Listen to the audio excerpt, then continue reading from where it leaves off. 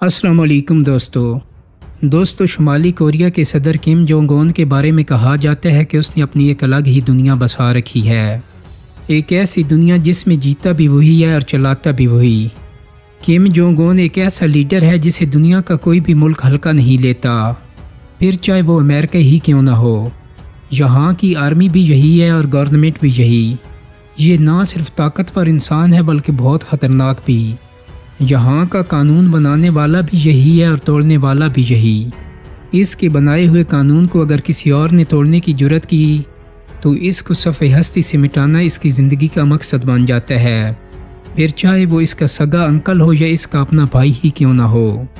دوستو شمالی کوریا کے صدر کم جونگ اون کا بڑا بھائی کنگ جونگ نام ہمیشہ سے ہی شمالی کورین رجیم کے خلاف آواز اٹھایا کرتا تھا۔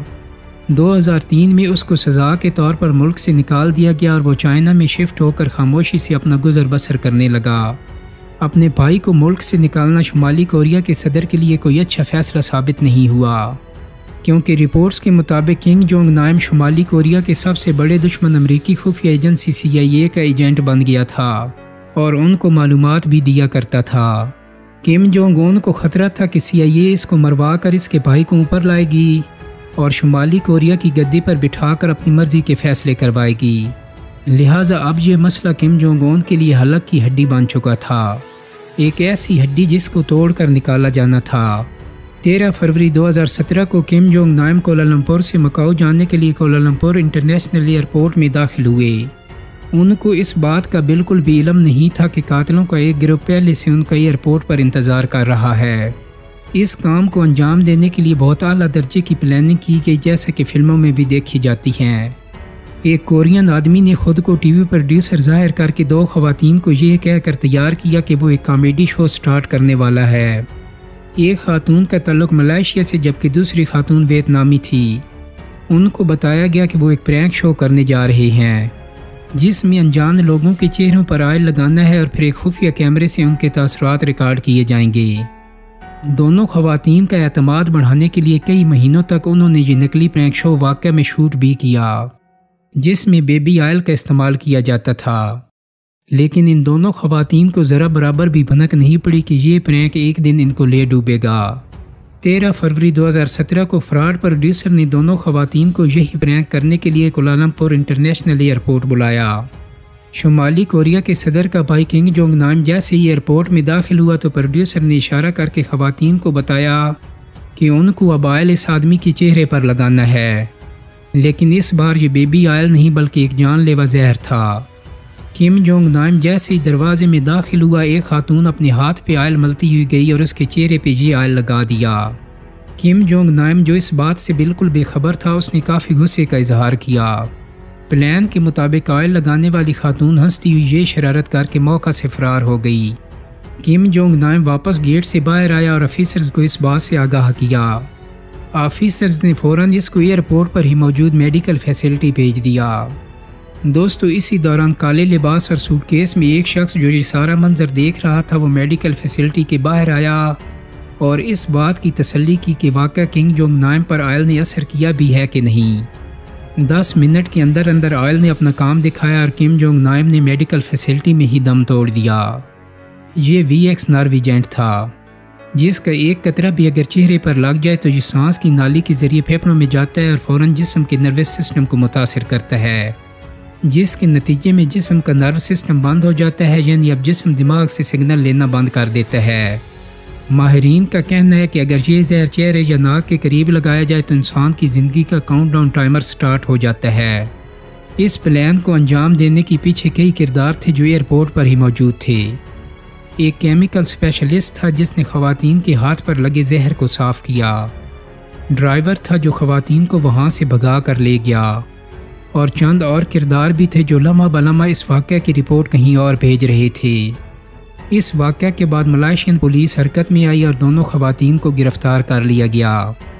ان دونوں کو جب بتایا گیا کہ ان کے پرینک کی وجہ سے شمالی کوریا کے صدر کے بھائی کی موت ہو گئی ہے تو ان کے پیروں تلے سے زمین ہی نکل گئی۔ انہوں نے جب اپنے پروڈیوسر کو کال لگائی تو تب تک بہت دیر ہو چکی تھی۔ پولیس کا کہنا ہے کہ اس پلان میں 4 لوگ ملوث تھے جنہوں نے ملائیشیا میں شمالی کوریا کے سفارت خانے میں پناہ لے رکھی تھی۔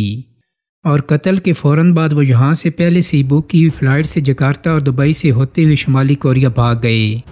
ڈرائیور، کیمسٹ اور دونوں خواتین جن کو استعمال کیا گیا تھا ان کو 2 سال جیل میں رکھنے کے بعد ملائیشین پولیس نے رہا کر دیا۔ دوستو، اس قتل کی تمام کڑیاں گھوم پھر کر مرنے والے کے بھائی اور شمالی کوریا کے صدر کم جونگ اون کی طرف جاتی ہیں۔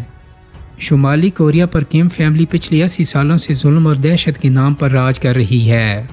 یہاں کم جونگ اون کی دہشت اتنی پھیلی ہوئی ہے کہ شمالی کوریا میں ایک پرندہ بھی اپنی مرضی سے پر نہیں مار سکتا۔ یہاں صرف پیسہ ان کے پاس ہے جو صدر کے ساتھ کھڑے ہیں۔ عام آبادی کو کنٹرول میں رکھنے کے لیے ان کو غلام بنا کر کام کروایا جاتا ہے، اور اگر کسی نے بھی غلطی سے آواز اٹھانے کی کوشش کی یا صدر کے خلاف ایک لفظ بھی بولا تو اس کی سزا موت سے بھی بڑھ کر ہے۔ یہی وجہ ہے کہ شمالی کوریا میں 60% لوگ غریبی میں رہتے ہیں۔ یہاں سڑکیں ہیں لیکن اس پر گاڑیاں نہیں چلتیں کیونکہ لوگوں کے پاس گاڑیاں خریدنے کے پیسے ہی نہیں۔ یہاں نہ تو فیس بک ہے، نہ واٹس ایپ اور نہ ہی یوٹیوب۔ سوشل میڈیا کا تو کوئی تصور ہی نہیں ہے، یعنی یہاں انٹرنیٹ کی تعریف ہی الگ ہے۔ اول تو یہاں کوئی سیاح جانا پسند ہی نہیں کرتا، لیکن اگر کوئی جانا بھی چاہے تو شمالی کوریا میں داخل ہوتے اور نکلتے وقت اس کی مکمل تلاشی لی جاتی ہے۔ شمالی کوریا کے خلاف اگر کوئی ایک تصویر بھی اس کے موبائل میں مل جائے تو اس کا موبائل ضبط کر لیا جاتا ہے۔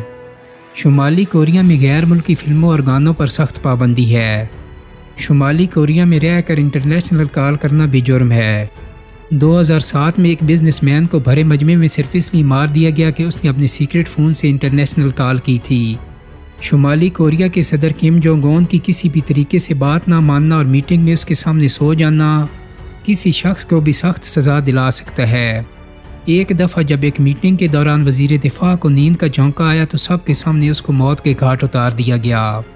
ان سب سخت قوانین کے علاوہ شمالی کوریا کے شہریوں میں سے اگر کوئی غداری کرے تو نہ صرف اس کو بلکہ اس کے باپ اور اس کے بچوں کو بھی صفحہ ہستی سے مٹا دیا جاتا ہے، کیونکہ کم جونگ اون کا ماننا ہے کہ جس خون میں غداری آئے تو وہ اس کی پشتیں مٹا کر لوگوں کے لیے ایک دردناک مثال بنانا چاہتا ہے۔ نہ صرف اتنا بلکہ یہاں صرف گورنمنٹ کی اجازت والے بال ہی کٹوائے جا سکتے ہیں، اور یہاں کھیلی جانے والی گیمز کے بھی اپنے ہی قانون ہیں۔ شمالی کوریا میں کسی بھی مذہبی سرگرمی کی اجازت نہیں ہے۔ اگر کسی کے پاس کوئی مذہبی کتاب یا ایک صفحہ بھی مل جائے تو اس کو کڑی سزا دی جاتی ہے۔